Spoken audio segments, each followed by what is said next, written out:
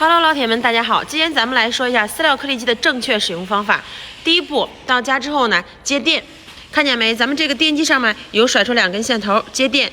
第二，接好电之后呢，你要看一下这个机器的运转方向，看这个箭头，这个方向，看这儿，这个就是颗粒机的正确的运转方向。第三步，加油。加注油，使用之前一定要加油。加什么油呢？有的人问会不会机油呢？不可以，必须是齿轮油。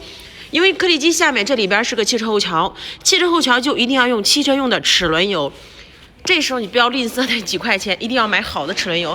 第三步，调压棍，拧，又拿个扳子把这个螺丝一直用力的往下压，一直压到用手搬不动为止，然后把它这个方向锁死。